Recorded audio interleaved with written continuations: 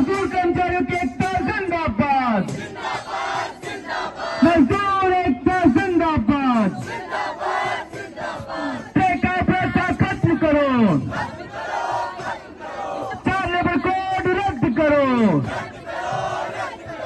चार labour code रद्द करो। रजिस्टर्ड यूनियन हूँ तो मैं मजदूरों का मामला उठा सकती हूँ, मैं स्ट्राइक कर सकती हूँ, मैं लेबर कोड अप्रोच कर सकती हूँ। अब अगर प्रबंधन रिकॉग्नाइज नहीं करेगी यूनियन को तो वो कुछ नहीं कर सकती। प्रबंधन या किसी जुझारू यूनियन को मान्यता देगी नहीं देगी, जो उनकी उनको देगी, यानी क्या कर सरकार ये कर रही है कि पूंजीपतियों को धंधे की आजादी के नाम पर उनको मजदूरों को अब कानूनी तौर पे नंगे तौर पे एक अनिश्चितकालीन हड़ताल की तरफ जाना होगा। इसीलिए 2014 में मालिकों को फायदा पहुंचाने वाला, मजदूरों के अधिकारों पर डाका डालने वाला ये चार लेबर कोड कानून वापस होना चाहिए। और इसके तमाम इलाकों के जरिए हम सरकार से लड़ सकते हैं, अपने कानूनी जो अधिकार है उसको सरकार को बचा सकते हैं, उसकी हिफाजत कर सकते हैं। सपोर्ट और चंदा दिया, क्यों दिया कि वो जब यहाँ पर आए तो उसके बाद वो ये सारी नीतियाँ लागू करे। मोदी सरकार ने 2014 में आने के बाद ही इस मंशा को साफ कर दिया था कि वो नए लेबर कोड्स लाएगी, जबकि पुराने लेबर कानून भी कोई बहुत मजदूरों के पक्ष में नहीं है, लेकिन कम से कम लिखित तौर पे कुछ था तो हम लेबर कोड जा सकते थे। अब लेबर कोड के इंस्टीट्यूशन को खत्म कर दिया गया, अब ट्राइब्यूनल्स बनाई गई हैं। ट्राइब्यूनल के रजिस्ट्रार के पास जो कि कोई जुडिशियल पोस्ट नहीं होगी, जो एक एडमिनिस्ट्रेटिव पोस्ट होगी, प्रशासनिक पद है, कानून है जैसे कानून उसमें कहा गया है जिसमें RSS के लोग रहेंगे, जिसमें कि प्रबंधन के मालिक जब चाहे बंद कर सकता है, कंपनी में काम करते हैं उस कंपनी के मालिक जब चाहे बंद किया कर सकता है। पहले से क्या तो ऐसे में समझा जा सकता है कि बवाना जैसे इलाकों में और वजीरपुर ऐसे तमाम इलाकों में छटनी और बड़े पैमाने पर हो सकती है और उसके खिलाफ कोई कानूनी कार्रवाई नहीं की जा सकती।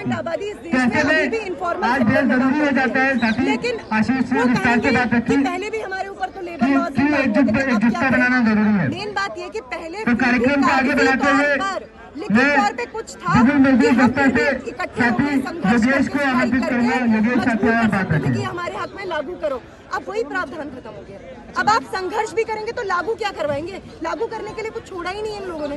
दिल्ली एनसीआर के अलग-अलग जगह से आए मजदूर साथियों कि तमाम कुछ नारों के साथ मैं अपनी बात शुरू करूंगा। स्वतंत्र चार लेबर कोड रद्द करो, मेहनत कशों कर्मचारियों की असंगठित सारी आबादी उसको ये बात समझनी होगी कि हमारे पास आप अपने संघर्ष को तेज किए बगैर कोई रास्ता नहीं है।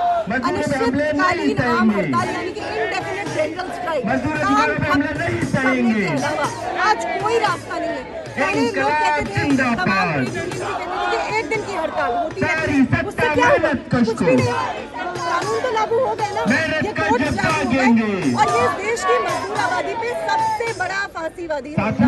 ये हमें समझना पड़ेगा। आप सब चार लेबर कोड लागू किए गए हैं अभी मोदी सरकार ने, फांसीवादी मोदी सरकार ने जो लागू किए हैं, शायद इसी के लिए ही मोदी सरकार को चुना गया था। जो बड़े बड़े पूंजीपतियों ने मोदी सरकार को लेकर आए इस तरह के तानाशाही कानून को लागू कर सके, तो इस लागू करने में अब वो उन्होंने आके लागू कर दिए, तो तानाशाही कदम उठाया गया है।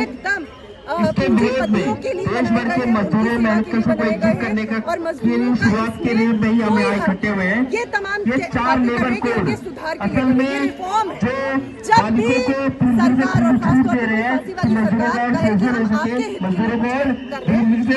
पहले की जा रही थी उसको रोका जा सके। मैम मोदी है तो मुमकिन है मोदी जी के शासन में कहा जाता है कि वो देश हित में काम करते हैं, जनता के हित में काम करते हैं, उनको बेहतर लगा होगा। बस ये होता है कि उनके देश की कैटेगरी में जनता नहीं होती है ना, जो देश में मेहनत करने वाले वो भी लागू नहीं थे, कोई काम के घंटे तय नहीं थे, उनकी कैटेगरी में देश में जो खन्ना सेठों की जमात है, जो टाटा बिरला अंबानी की जमात है, वही उनके लिए राष्ट्र है, वही उनके लिए देश है। लड़ सकते हैं, एप्लीकेशन लगा सकते हैं। हम लोगों ने कई बार करार के मजदूरों को कुछ लिख के लड़े हैं।